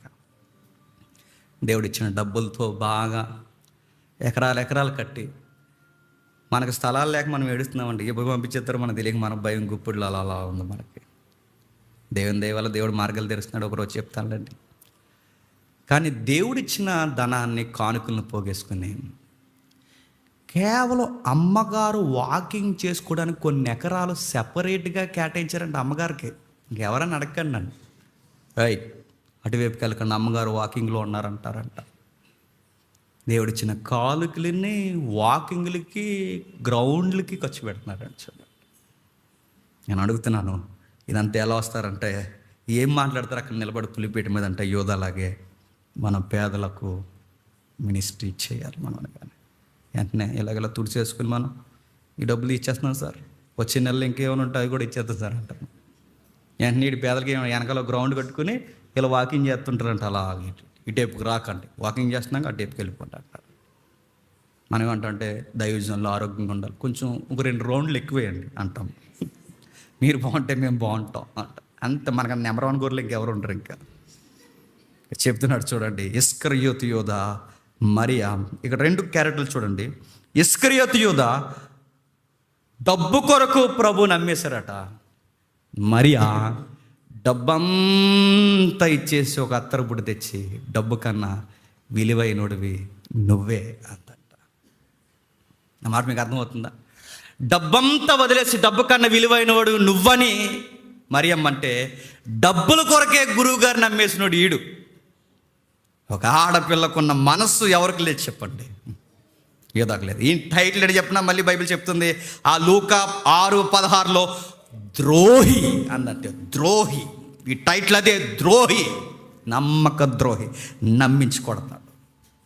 నెక్స్ట్, ఇంత ఎలా చేయగలిగాడంటే, ఆడే కాదు ఎవడైనా ఎంతకి ఇలాంటివి చేస్తాడంటే, ఆ పాయింట్ ఎప్పుడు గుర్తుపెట్టుకోండి, కృతజ్ఞత మర్చిపోతే చేస్తారు. ఎప్పుడు చేస్తారు నమ్మక ద్రోహం చెప్పండి? కృతజ్ఞత. నీ బ్యాక్గ్రౌండ్ బాగాలేనప్పుడు పిలిచాడు, కృతజ్ఞత ఉండాలిగా. నీ పరిస్థితులు బాగాలేనప్పుడు, మీ ఊరి పేరే అంత రమ్యంగా లేనప్పుడు పిలిచాడు, కృతజ్ఞత ఉండాలిగా. మీ కుటుంబంలో ఎవ్వరు మంచోళ్ళు కాకపోయినా పిలిచాడు, ప్రేమను బట్టి పిలిచాడు, నమ్మకంగా నేను పక్కన ఉండమని, చూసుకోమని, ట్రెజరీ మెంబర్గా నేను పెట్టాడు, కృతజ్ఞత ఉండాలిగా. ఇంత కృతజ్ఞత లేనప్పుడు, కృతజ్ఞత లేనివాడే మేలు చేసిన వారికి చెప్పండి కీడు చేస్తారు. కృతజ్ఞత మర్చిపోయినప్పుడే కీడు చేస్తాడు. ఇస్కరియోతు యూదా ఏం మర్చిపోయాడంటే కృతజ్ఞత మర్చిపోయాడు. దేవుడు పిలుపుని మర్చిపోయాడు, ఆయన నిలబెట్టిన విధానం మర్చిపోయాడు, 3.5 సంవత్సరాల బోధ మర్చిపోయాడు, ప్రసంగం మర్చిపోయాడు, అన్నీ మర్చిపోయాడు. కృతజ్ఞత మర్చిపోతే చిన్ని విషయాలకు కూడా మనం ఆయన్ని చెప్పండి అమ్మేస్తాం అంతే. ఏంటి సార్ అంత విలువైన మెసేజ్ చెప్తుంటే మీరు అలా వెళ్ళిపోయారు ఏంటంటే, అది సార్ కొంచెం ఈరోజు చిన్న పార్టీ ఉంది సార్, అందుకే ఫ్రెండ్ రమ్మన్నాడు. పార్టీ కోసం ప్రభువుని చెప్పండి అమ్మేస్తారు. సరే ఏంటి సార్ ఎంత సంఘ సహవాసం, సండే ఇంపార్టెంట్ కదా సార్, మీరు ఏ వర్క్లు పెట్టుకోరంటే, అటు పెట్టుకోను, బట్ ఈరోజు మా సారు మరి అంటారు. నేను అడుగుతున్నాను, ఏ సారు? పార్లమెంట్లో కూర్చున్న సార్ ఫోన్ చేశారు నీకు?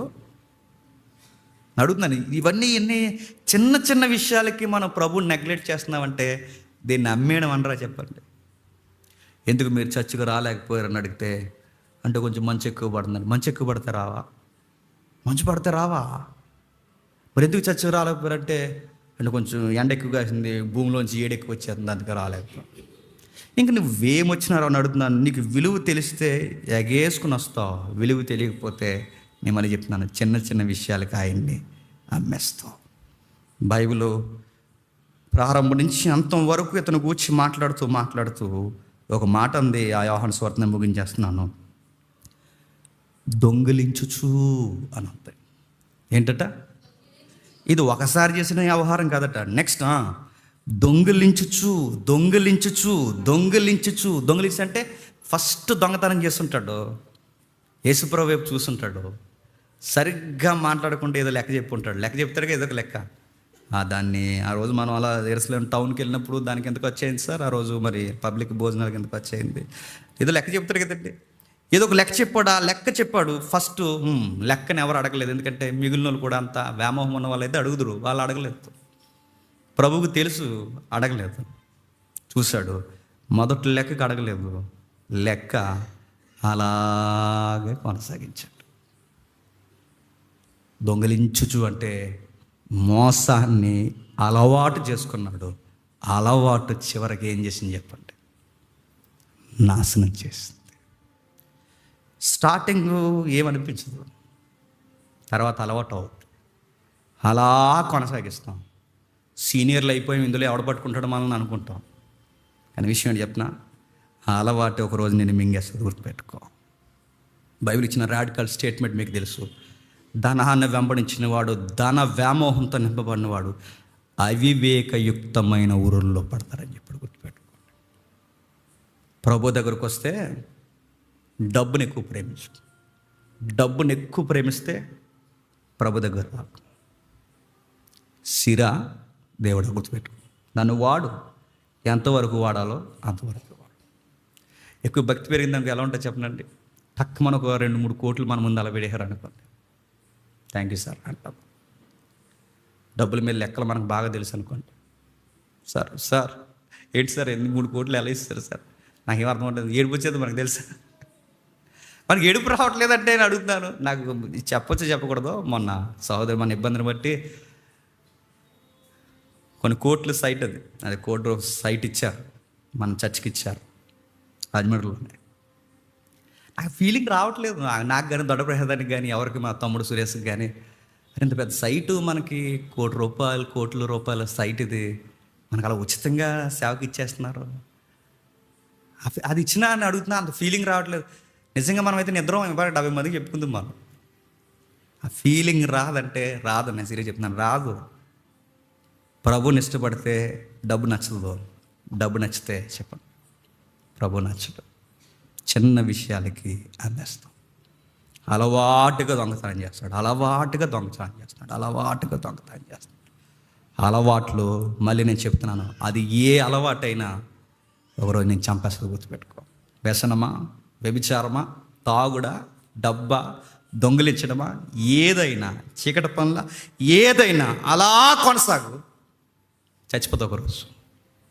ప్రభుకి ముద్దెడుతున్నాను, ముద్దు పాటలు పాడుతున్నాను, సండా పడుతున్నాను, చక్కగా ఇక్కడ నేను ప్రభురాత్రి భోజనం పెంచుతున్నాను, సంఘంలో యాక్టివ్గా ఉంటున్నాను, నేను ఒకటి వచ్చి తుడుతున్నాను, ఇక్కడ వచ్చి అన్నీ చేస్తున్నాను, కెమెరా పక్కన కూర్చుంటున్నాను, సురేష్కి నేను సహాయం చేస్తున్నాను, జేమ్స్ అని వాటర్ బాటిల్ నేను ఇచ్చాను, ఇవన్నీ లెక్కలోకి రా, గుర్తుపెట్టుకో. ఇవేమీ లెక్కల్లోకి రావు. నువ్వు అలవాటుగా ఏదో చేస్తున్నావు, ఇక్కడ కూర్చున్నంత మాత్రాన నేను దేవుడు వదిలేడు.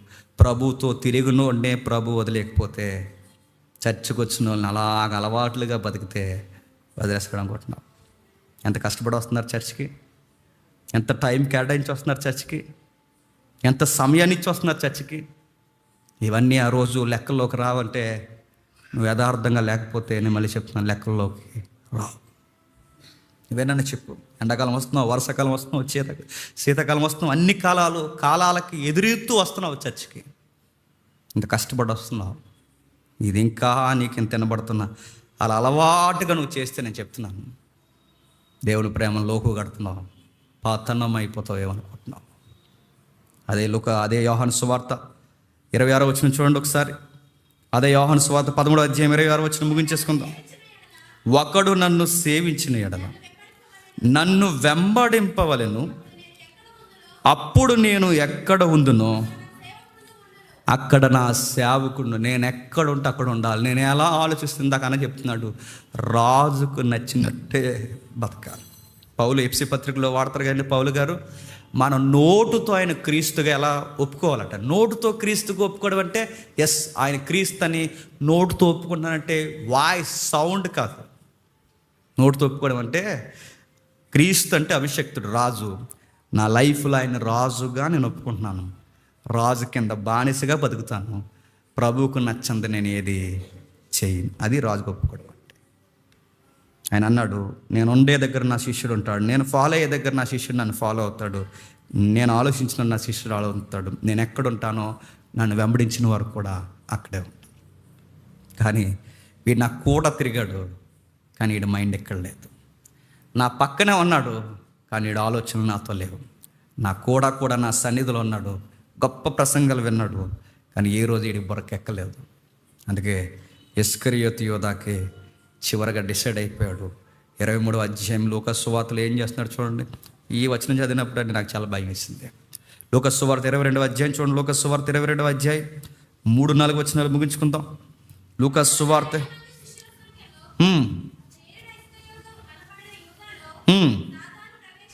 సాతాను ప్రవేశించి, ఏంటట, సాతానగాడు ఒక్కసారే రాడు, గుర్తుపెట్టుకోండి, ఒకసారి రాడాడు.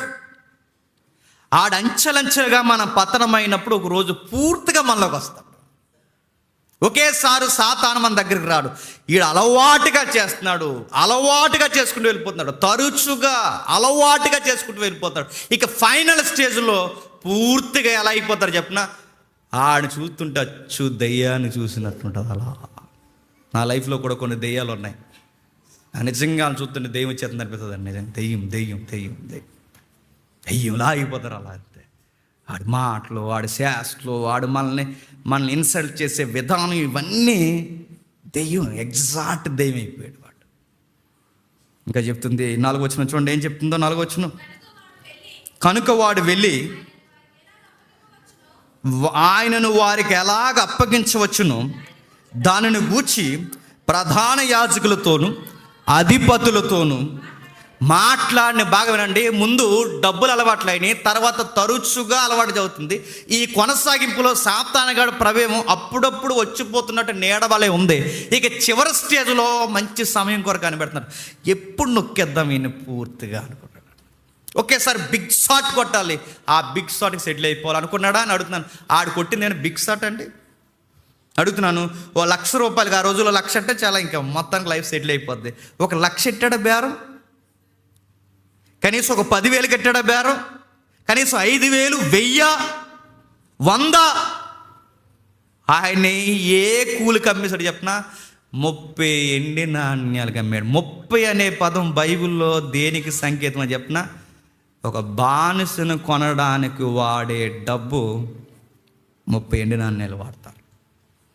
బానిసను అమ్మినట్టు అమ్మేసాడండి యేసుప్రభువు అనేది. ఎంత తక్కువ రేటుకి చెప్పిన? కేవలం 30 ఎండి నాణ్యాల కంటే బానిసను కొనే డబ్బు. మీరు ఇంటికి వెళ్ళిన తర్వాత చదవండి, ఆ నిర్గమకాండం 21వ అధ్యాయం 32వ వచనంలో ఉంటుంది. వెల దాసుడు విలిపించే సమయంలో 30 ఎండి నాణ్యాలు కట్టాలని ఉంటుంది అక్కడ. అంటే 30 కాయిన్స్కి అమ్మేసాడట యేసుక్రీస్తును. బానిస వెల ప్రభు కట్ట అమ్మేసాడట. తర్వాత వాడికి ఇంక ముగించేస్తున్నాను. ఏం అవదనుకున్నాడో పర్లేదు, మళ్ళీ వదిలేస్తారు, కొంచెం వార్నింగ్ ఇచ్చి తర్వాత మళ్ళీ ప్రభువా నాకు ఏం తెలియదు ప్రభు, ఏదో అలా జరిగిపోయిందంటే ఈయన ప్రేమను మనం దగ్గరగా చూసి క్షమించేస్తాడు అనుకున్నాడో, మరి సిలువ ఉండదు అనుకున్నాడు ఏటో. ఎందుకంటే అయ్యో గుంటనక్కలు పూర్తిగా ఏది బయటికి చెప్పలేదు స్టోరీ. ఎవరు? ఆ ప్రధాన యాజకులు దొరకనిచ్చారు, కొరడాలతో దారుణంగా కొట్టారు, సిలువ వేయడానికి అప్పగించారు. ఇవి కళ్ళతో చూశాడు. ఎప్పటి వరకు చూసిన క్రీస్తు వేరు ఇస్కరియోతు యూదా, ఇప్పుడు చూస్తున్న క్రీస్తు వేరు. నేను అనుకుంటానండి, ఎన్నిసార్లు ఆ శ్రమను అనుభవిస్తున్నప్పుడు ఇస్కరియోతు యూదా కళ్ళల్లో కళ్ళెట్టి ప్రభు చూసుంటాడు చెప్పండి. చూడలేకపోయాడు ప్రభు. ఇంకా నువ్వెన్నోసార్లు ప్రభు దగ్గర, ప్రభు ఎదుట పాపం చేస్తున్నప్పుడు నీ ముఖాన్ని ఎన్నిసార్లు చూస్తాడో ఒకసారి జ్ఞాపకం చేసుకో. నిన్నే కదా ఈ ప్రసంగం విన్నావు, మొన్నే కదా మంచి ప్రసంగం విన్నావు, సోమవారం ఇలా ఎలా చేసేస్తున్నావని నీ ముఖం వైపు ఎన్నిసార్లు చూస్తాడు గుర్తుపెట్టుకో. చూస్తాడు ఆయన, గుర్తుపెట్టుకో. ఇస్కరియోతు యూదా వైపు చూశాడు, పశ్చాత్తాపడ్డాడు. ఇలాంటి ఆయన్ని ఇలా అప్పగించినట్టు నేను ఎలా బిహేవ్ చేశానంటే వాడికి అవకాశం ఇచ్చాడు, వాడు జుట్టు పెట్టి ఆడించేశాడు. ఎవరు చెప్పండి? సాతాను. కొన్నిసార్లు మనం సూసైడ్ దగ్గరికి వెళ్ళి తాగే అంటాడు అంతేవాడు. దూకేస్తానంటే దూకే అంటాడు అంతేవాడు. దూకేసికి నొడి విరిగిపోతుంది కదా, ఎందుకు దూకేశాను అనుకుంటావు. ఎందుకు తాగేశాను? పేగులు తట్టుకోలేకపోతే నేను చచ్చిపోలేను అంటే నడుతున్నాను. తర్వాత వస్తుంది రిలీజ్, ఎందుకంటే వాడు బయటికి పోతాడు చేయాల్సిందంత చేసి, అప్పుడు మైండ్ పనిచేస్తుంది. ఇస్కరియోతు యూదా పశ్చాత్తాపడ్డాడు. ఆ పశ్చాత్తాపం ప్రభువు దగ్గరకు వచ్చి పడితే బాగుందండి. తనలో తాను గిల్ట్ ఫీల్ అయిపోయి దూరంగా వెళ్ళిపోయి ఉరిపోసుకుని చచ్చిపోయాడు. నేను అడుగుతున్నాను, ఎంత చేసినా, ఎంత కార్యక్రమం చేసినా, ఎంత దగాగా ప్రభువుని దొంగలించినా, ద్రోహిగా చిత్రీకరింపబడిన, ప్రసంగాలన్నీ మర్చిపోయినా, స్వస్థతలన్నీ గాలికి తోచేసిన, డబ్బు ఎంత దొంగిలించేసినా, ఆ చివరి టైంలో ఆ సిలువ దగ్గరకు వచ్చి ప్రభువా తప్పు అయిపోయింది ప్రభువా నన్ను క్షమించంటే ప్రభు ఏం చేస్తాడు చెప్పండి? పైన దొంగను క్షమించాడు అన్నది ఎంత వాస్తవమో చెప్పండి. ఆ సిలువ దగ్గర మోకాలు వేసిన యోధాను కూడా క్షమించేస్తాడు. రాయబడిన ప్రకారం జరిగిపోతుంది. యోధా అప్పుడు కూడా టైం ఇచ్చాడండి, కానీ పశ్చాత్తాపడడం కూడా రాలేదు. ఎందుకు చెప్పినా, పశ్చాత్తాపడడం కూడా వీడికి ఎందుకు రాలేదంటే, ఏ రోజైనా ప్రసంగాన్ని సెవిలెట్టింటే వస్తుంది, ఏ రోజన్నా బోధ జాగ్రత్తగా వింటే వస్తుంది, ఏ రోజన్నా ఏంటి ఇది అని వింటే వస్తుంది. దేవుని మనసు ఏంటో అర్థమవుతుంది. వీడు ఎప్పుడు దొంగిలిద్దామా, పేరు డబ్బు తిరిగినోడికి వీడికి పశ్చాత్తాపడాలన్నది ఎలాగ అర్థమవుతుందండి వీడికి? కనీసం చెబుతున్నప్పుడు బైబిల్ చూస్తే అర్థమవుద్ది. అరే ప్రతి రెఫరెన్స్ చూపిస్తున్నాడండి. ఇవేమీ లేకపోతే అడుగుతాను, ఒక రోజు ఇలాంటి ఫీలింగ్ వస్తే ఎలా పశ్చాత్తాపడాలో మనకు తెలుస్తుందా? చచ్చిపోతాం. అది చూడండి, మత్తయి సాంగ్ చూపిద్దాం. మత్తయి పశ్చాత్తాపడ్డాడు, పేతురు పశ్చాత్తాపడ్డాడు. ముమ్మారు బొంకేసిన పేతురు ప్రభు వైపు చూసినప్పుడు ప్రభు పశ్చాత్తాపడితే పేతురుని క్షమించాడు. పేతురు ఇంక ఇప్పుడు అలా చేయకు, జాగ్రత్తగా ఉంటున్నాడు. సమరయ స్త్రీని క్షమించేశాడు, శిష్యులను క్షమించాడు. దారుణంగా నరహత్యలు చేసిన అపోస్తుడు అయిన పౌలు కాకముందు సౌలుని క్షమించేశాడు. యోధా కూడా పశ్చాత్తాపడితే ఖచ్చితంగా క్షమించడు. యోధా కాదు, నువ్వు నేను ఎవరైనా ఈ క్రైమ్ స్టోరీలు ఇలాంటి యాటిట్యూడ్ మనకుంటే క్షమించమని అడిగితే ఖచ్చితంగా మనల్ని క్షమిస్తాడు. గుర్తుపెట్టుకో. ఈ సిలువను కూర్చిన ధ్యానాల్లో యేసుప్రభుని ఎవరు సిలువేశారంటే యూదులు కాదు. యేసుప్రభుని ఎవరు సిలువేశారంటే రోమీలు కాదు. యేసుక్రీస్తు వారిని ఎవరు సిలువేశారంటే యూదా కూడా కాదు. యేసుప్రభుని ఎవరు సిలువేశారంటే తనను తానే అప్పగించుకుని. కాకపోతే ఇందులో మీ ఇన్వాల్వ్మెంటు అలా ఉండడం మీకు మంచిది కాదు. ఆ యూదులకు మంచిది కాదు, యోధాకు మంచిది కాదు. ఈ సిలువ ధ్యానాల్లో ఇప్పుడు ఆయన వెంబడిస్తున్నాం. మీరు ఏ విధంగా మీరు ఆయనతో నడుస్తున్నారో జాగ్రత్త. ఒకవేళ తేడాగా లెక్కలు వేసుకున్నారో ఆయనతో జాగ్రత్త. ఉరుతాడు లూజుకుంటుంది, పర్లేదు అనుకుంటాం, ఒకరోజు బిగిసిపోతుంది. ఈ పాట చూడండి, మనసు పెట్టి ఒక 10 నిమిషాలు ఆలస్యమైనా చాలా పొడవబడతాం, ఒప్పుకుంటాం.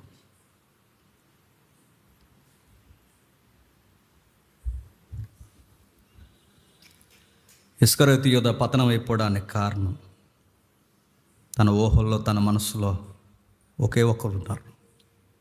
ఇస్కరియోతు యోధ మైండ్లో ఇస్కరియోతు యోధానే ఉన్నాడు. యోధ ఎక్కువగా ఎవరిని ప్రేమించాడంటే యోధానే ప్రేమించుకున్నాడు. యోధ ఎవరి కోసం బతికాడంటే యోధ కోసమే బతికాడు. ఈరోజు ఈ వర్తమానం విన్న తర్వాత నీ మైండ్లో ప్రభు ఉన్నాడా, లేకపోతే నీ మైండ్లో నిన్నే నువ్వు పట్టుకొని బతుకుతున్నావా? ఇస్కరియోతు యోధ తన మనసంతా తనను తాను నింపేసుకుని తన కొరకే జీవించాడు. ప్రాణమా, తినుము, తాగుము, సంతోషించుము అన్నట్టు. బహుశా నువ్వు కూడా నీ మనసంతా నిన్ను నువ్వే నింపేసుకుని ప్రభు కన్నా నిన్ను నువ్వే ఎక్కువ ప్రేమించుకుంటున్నావా? ఇస్కరియోతు యోధ చేసిన ఆ చర్యలు తెలియకుండానే మనలో కనబడుతున్నాయా? ఇస్కరియోతు యోధ ప్రేమగా ముద్దు పెట్టాడు. ఇక్కడికి వచ్చి ఆయన కొరకు ఆయన వైపు చూస్తూ జాలి చూపిస్తూ ఆయన మనం ప్రేమిస్తున్నాం అన్నట్టు ఏదన్నా సింబాలిక్గా మనం చూపిస్తున్నామా? ప్రశ్నించుకుందాం. పతనం అయిపోయిన ఇస్కరియోతు యోధ చిన్నోడు కాదు, మనకన్నా చాలా గొప్పవాడు, అపోస్తులుడు, దయ్యాలను వదిలించే శక్తి కలిగినవాడు, మనకన్నా ఉన్నతమైన ప్రసంగాలు చేయగలిగే గొప్ప జ్ఞాని, మనుషులను విలవిల్లాడిస్తున్న దయ్యాల్ని భయపెట్టి ప్రాలదోలినవాడు. ఇంత గొప్పవాడే తన మైండ్లో స్పందన సరిగ్గా లేకపోతే ప్రభు కొరకు ఏదో ఒక రాయితీ కొరకు ప్రభు చుట్టూ తిరిగితే అతని ముగింపు ఇలా ఉంటే, ఎన్ని సంవత్సరాలు చర్చకు వస్తున్నాం, డబ్బుల కొరకు, ఆస్తుల కొరకు, ఇళ్ళల కొరకు, ఆశయాల కొరకు ఈ చర్చకు రావడం వల్ల లేకపోతే ఈ దేవుడు నమ్మడం వల్ల ఏదో ఒకటి జరుగుతుందని మీరు వస్తే అతనికి మనకి పెద్ద తేడా లేదు. మార్చుకుందాం. ప్రభువా, తను తెలుసో తెలియకు ఇలా చేసాడని మేము అనుకోవట్లేదు, కానీ తండ్రి తెలిసి చేశాడు. రాకముందు ఎలా ఉన్నాడో మీ దగ్గరికి తండ్రి వచ్చిన తర్వాత అలాగే ఉన్నాడు. బహుశా మేము కూడా రాకముందు ఎలా ఉన్నామో మీ దగ్గరకు వచ్చాక కూడా మేము అలాగే ఉంటే తండ్రి, మాకంత దౌర్భాగ్యులు ఇంకెవరు ఉండరు. మా గతం వేరై ఉండాలి, మా వర్తమానం వేరై ఉండాలి, మా భవిష్యత్తు తండ్రి మీతోనే ముగిసిపోవాలి. మేము ఇంటికే రావాలి. మా పిలుపు తండ్రి మీతో ఉండడానికి. మేము ఏదో పెద్ద రాజరికపు కార్యాలు మేము చేస్తామని మేము పిలవబడలేదు, కానీ తండ్రి ఇతరులకు సువార్త ప్రకటిస్తూ సువార్త ద్వారా బ్రతకడానికే మేము పిలువబడ్డాం తండ్రి. ఈ సువార్త యాగంలో, పరిచర్యలో డబ్బు కానీ, వ్యామోహాలు కానీ, వ్యక్తులు కానీ, శత్రువుల మోక కానీ ఏది మమ్మల్ని ప్రలోభానికి గురి చేసినా మేము లొంగడానికి వీల్లేదు దేవా. మాకు మీరే గురి. మీ కుమారుడిని మా కళ్ళతో మేము చూడాలి, మా చేతులతో మేము తాకాలి, మా దేహాలతో ఆయన పక్కన మేము తండ్రి వసించాలి. అది మాకు చాలు తండ్రి. ఒకవేళ ఈరోజు వరకు మాలో తప్పుగా కనబడకుండా తండ్రి, అదే నీతన్నట్టు తండ్రి మేము బతికితే మమ్మల్ని క్షమించండి. క్షమ అడిగిన ఎవరిని మీరు తోసివేరు తండ్రి. మీ కుమారుడు ఆకాశానికి భూమికి మధ్య అంత విలవిల్లాడిపోతున్న టైంలో శిలువ మీద దొంగ క్షమించుమని అడిగే ఆ స్వరాన్ని తండ్రి విన్నాడు. ఈ రణగొన ధ్వనుల మధ్య, ఈ ఉక్కిరి బిగ్గిరి పరిస్థితుల మధ్య తండ్రి క్షమించి ప్రభు అని అడిగిన ఏ స్వరాన్ని మీరు తోసివేరు తండ్రి. మీ బిడ్డలను దీవించండి, కాపాడండి. విలువైన వర్తమానం విన్నారు తండ్రి. ఈ వర్తమానం బాగా చెప్పాడని మాకు మార్కులు వేసేవారుగా కాకుండా ఇలాంటి స్వభావం కనబడకుండా నాలో ఉందేమో అని తండ్రి తమను తాము పరీక్షించుకునే ధన్యత అనుగ్రహించండి. మా శత్రువులను, మా మిత్రులను, మా శ్రేయోభిలాసులను, మా బంధువులను, మా కుటుంబాన్ని తండ్రి అందరిని మీకు అప్పగిస్తున్నాం. మా పిలుపుకి ఏ అర్హత లేదు తండ్రి. మా బ్యాక్గ్రౌండ్ మంచిది కాదు. మాకు చెప్పుకోదగ్గ తండ్రి వంశాలు కులాలు మాకు లేవు తండ్రి. అయినా మమ్మల్ని పిలిచారు. కేవలం మీతో ఉండడానికి మమ్మల్ని పిలిచారు తండ్రి. మా పిలుపుకి తగినట్టుగానే మేము నడుచుకుంటాం. మీ పిలుపుకి తగినట్టుగానే తండ్రి మేము జీవిస్తామని మాటిస్తున్నాం. సత్యం ఎంతకాలం ప్రకటించాలని మాకు నిశ్చయించారు అంతకాలం నమ్మకంగా చేసుకుని పోతూ అనేకులను పురుకొలుపుతూ తండ్రి ఆది సంఘపు సువాసన కొందరికైనా అందించడానికి మమ్మల్ని అందరినీ ఏకప్రేమ, ఏకాత్మ, ఏక మనసుతో మమ్మల్ని నడిపిస్తూ అందరినీ మీ చేతులకు అప్పగిస్తున్నాం తండ్రి. మమ్మల్ని దూషిస్తున్న వారిని, మమ్మల్ని నిందిస్తున్న వారిని ప్రేమించి ఓర్చుకునే శక్తిని మాకు అనుగ్రహిస్తారని కోరుతూ క్రీస్తున్నామని ప్రార్థన సమర్పిస్తున్నాం తండ్రి. ఆమేన్. సెలవు.